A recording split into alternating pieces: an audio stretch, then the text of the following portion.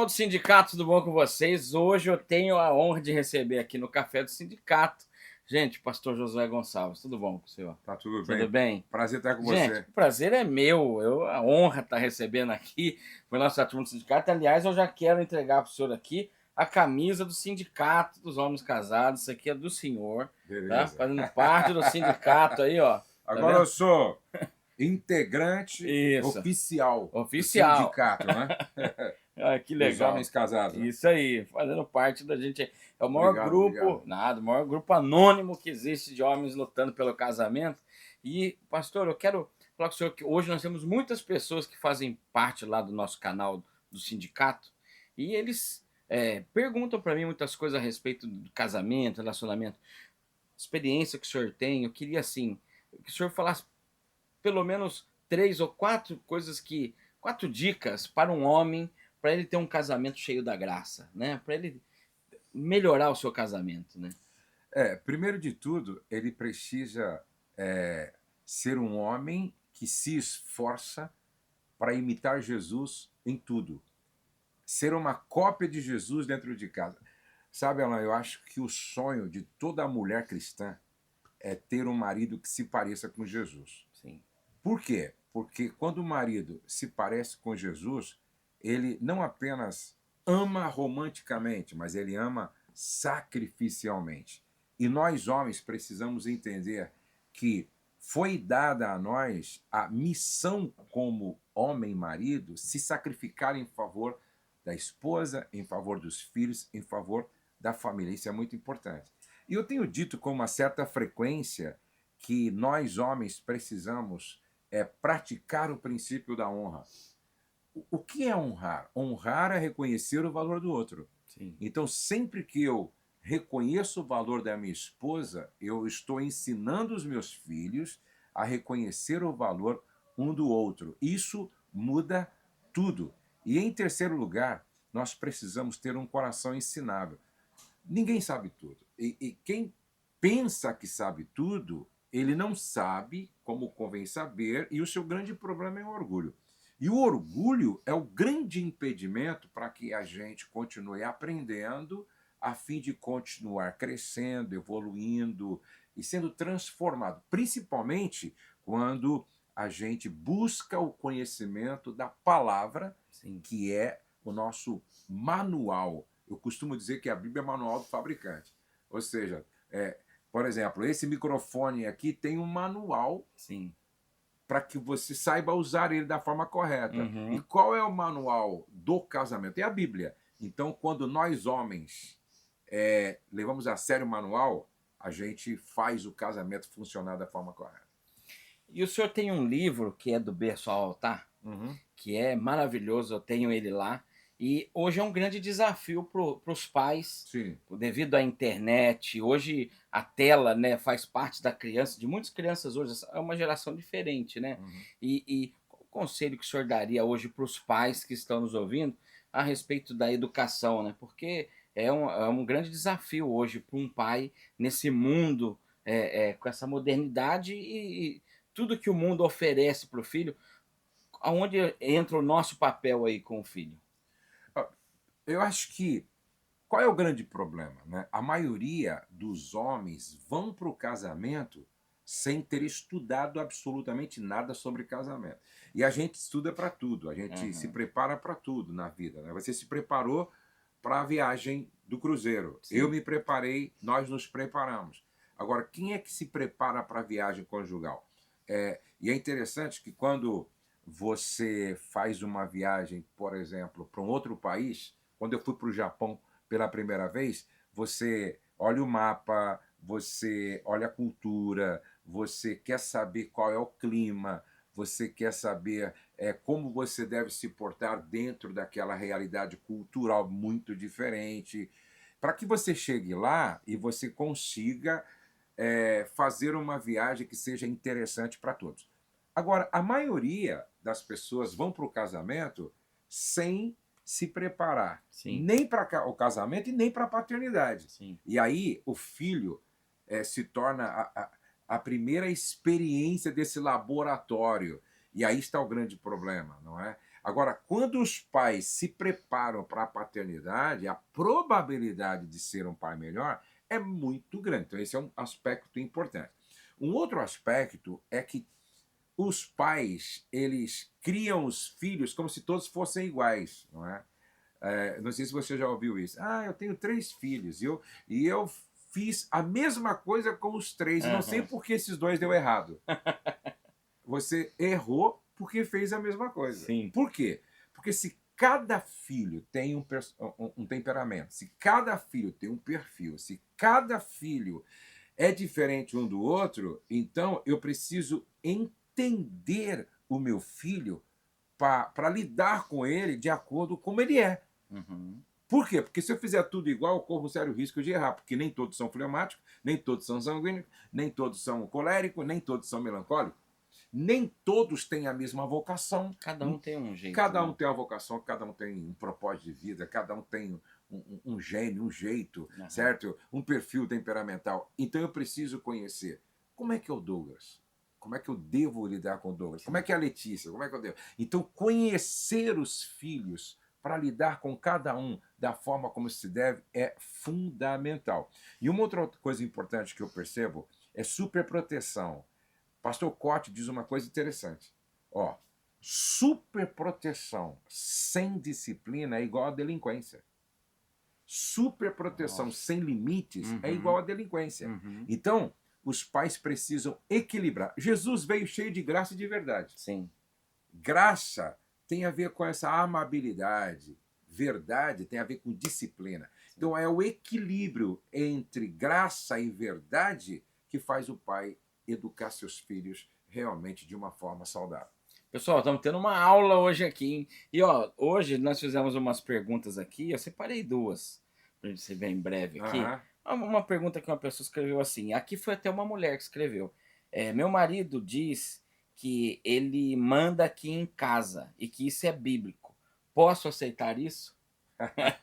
A moça tá chateada lá, viu? O pastor? apóstolo Paulo, ele diz que a mulher deve ser submissa em tudo ao marido. Uhum. Só que o mesmo apóstolo Paulo que disse que a mulher deve ser submissa em tudo, disse que o marido deve amar a esposa como Cristo amou a igreja.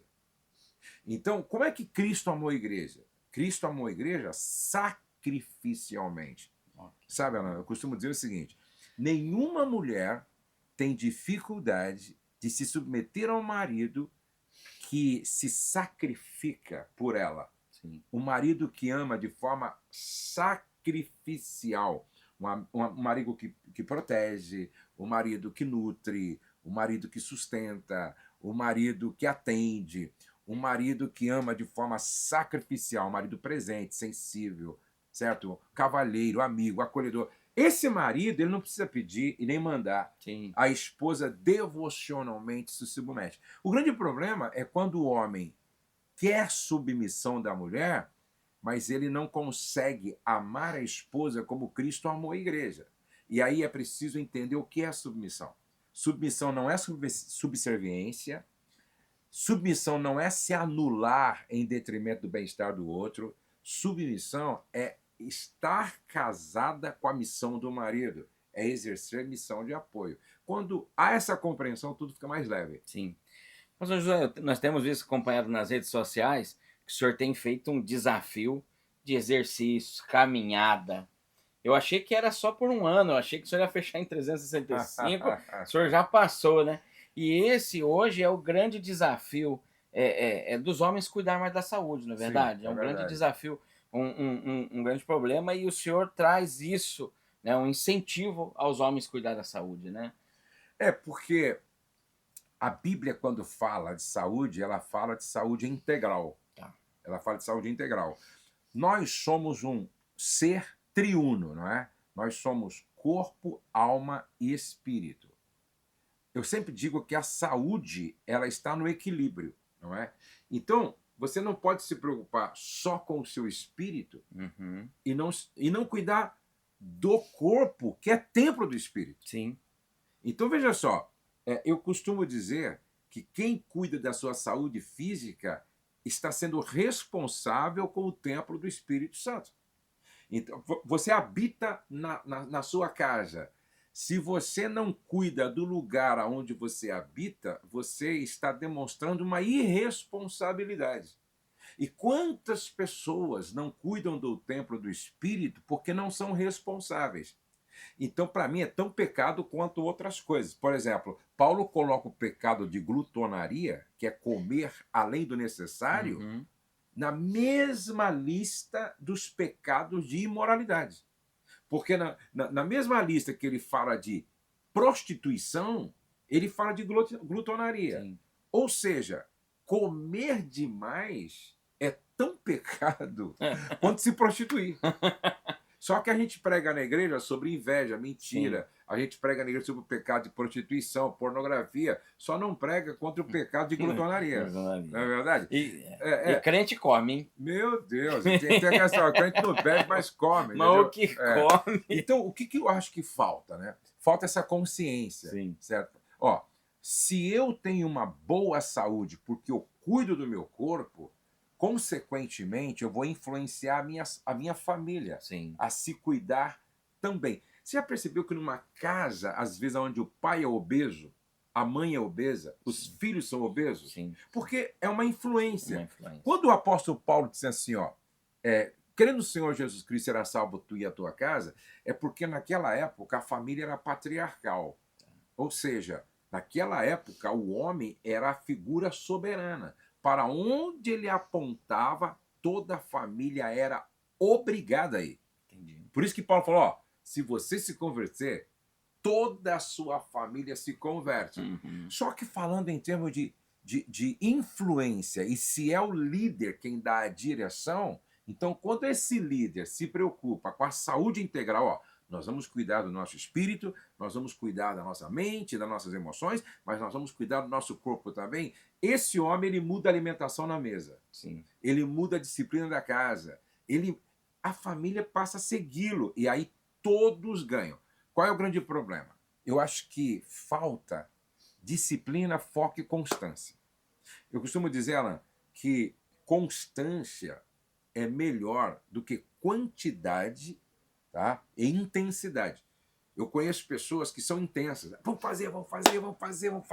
Amanhã eu vou fazer 3 horas de academia. Só que com pouco tempo, Sim. ela não está fazendo nada. Então eu prefiro aquela pessoa que ela conhece a revolução do pouquinho. Já ouviu falar da revolução do pouquinho?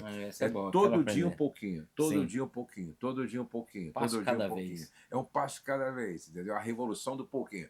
Então, por exemplo, eu já ouvi falar que teve pessoas que começou fazendo 5 minutos de academia, ela gostou tanto que passou a fazer 10, todo dia ela gostou tanto que passou a fazer 15 minutos, de repente ela emagreceu acho que 40 quilos, porque ela passou a fazer 1 hora e meia de academia todos os dias. Mas ela começou educando o seu cérebro, fazendo um pouco por vez, um pouco por vez. Então, ó, faz 10 minutos por dia. Sim. Você tá me entendendo? Sim. Tira o açúcar, começa a usar adoçante, tira o refrigerante, começa a tomar só suco, depois diminui o suco, porque tem muita frutose, começa a tomar mais água. Com gás, exatamente. Daqui a pouco você ganhou uma disciplina, você ganha qualidade de vida e vai influenciando as pessoas e se torna uma bênção para a sua própria casa.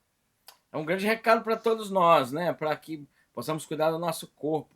E falando sobre cuidado, o senhor hoje é uma das maiores referências no Brasil em cuidar de casais, de pessoas. O senhor tem hoje um espaço, Amo Família, que tem o SOS Casamento e o Celebrando Casamento. Isso, né? Que você sempre está lá com a gente. Eu sempre estou lá, é um prazer, uma alegria estar lá, né? Queria que o senhor falasse um pouquinho do SOS Casamento, né? Às vezes a pessoa está assistindo a gente aqui e ela não sabe, mas para quem é, né? Para quem é para participar lá do SOS? Olha, o SOS Casamento hoje é para vários grupos específicos. Por exemplo, você está separado há 1 mês, 5 meses, 1 ano, é para você. O SOS também é para quem está vivendo uma crise no casamento. Pastor, olha, fica 7 dias sem conversar, só se fala em separação, divórcio e tal. Então é para você que está vivendo um tempo de crise. Ou então você que quer fazer uma manutenção. Casamento é que nem carro e casa. Se você não faz manutenção, daqui a pouco nada funciona. Sim. E vai terminar bem mal isso, certo? Então, você quer fazer uma manutenção? Vai lá no SOS Casamento. Ou então, você quer aprender a trabalhar com casais usando as ferramentas que nós usamos. Você Sim. pode ir lá também para aprender. Então, o SOS é para esses 4 grupos, certo? Quem está separado, quem está vivendo uma crise, quem quer fazer a manutenção e quem quer aprender as ferramentas que nós usamos para poder realmente ajudar outros casais. Eu vou deixar aqui todas as informações, você que quer participar. Pastor Josué, foi um prazer participar Valeu! junto nesse café. Deus abençoe e até a próxima.